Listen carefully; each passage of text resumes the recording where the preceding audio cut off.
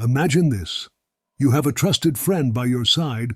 You've shared secrets, celebrated victories, and relied on them in difficult times. But one day, when you least expect it, that same friend betrays you. Sounds like a nightmare, right? But the truth is, it happens more often than you think. Today, we're exploring Law 2 of Robert Greene's The 48 Laws of Power. Never put too much trust in friends. Learn how to use enemies. Bond. This law challenges everything we believe about loyalty, trust, and relationships. And by the end of this video, you'll see why it's one of the most powerful strategies for navigating success and influence. Did you know that your greatest ally could also become your greatest weakness? And that an enemy could surprisingly become your strongest asset? This law reveals how to master these dynamics. Let's dive in.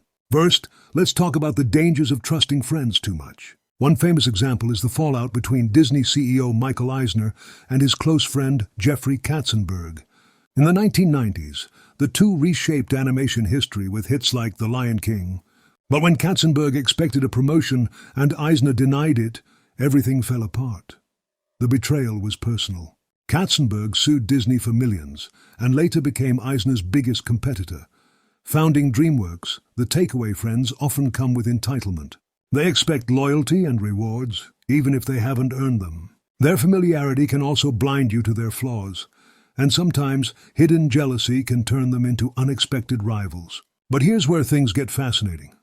Enemies can be far more valuable than we think. Take Abraham Lincoln as an example. He intentionally brought former rivals like Edwin Stanton into his cabinet. Why? Because Stanton's criticisms kept him sharp, and his abilities outweighed their past disagreements. Lincoln understood a powerful truth. Enemies are straightforward. They don't hide their intentions, and their rivalry can push you to improve in ways that friends cannot. In fact, winning over an enemy can create an ally even more loyal than a friend. Think about this. When Steve Jobs needed help saving Apple in 1997, he turned to his longtime rival Bill Gates.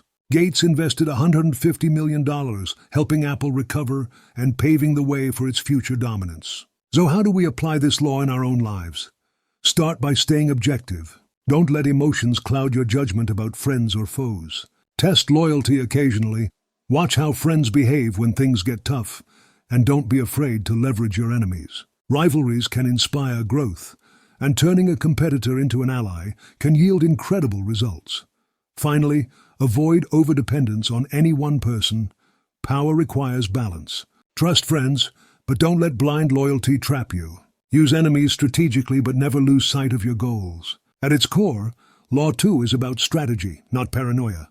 Every person in your life, friend or foe, can serve a purpose. It's your job to understand the dynamics and use them wisely. If this resonated with you, hit that like button and subscribe for more insights from the 48 Laws of Power. Let me know in the comments, have you ever turned a rival into an ally or dealt with a friend's betrayal? Let's share and learn together. Until next time, stay sharp, stay strategic, and remember, the game of power is all about how you play the pieces.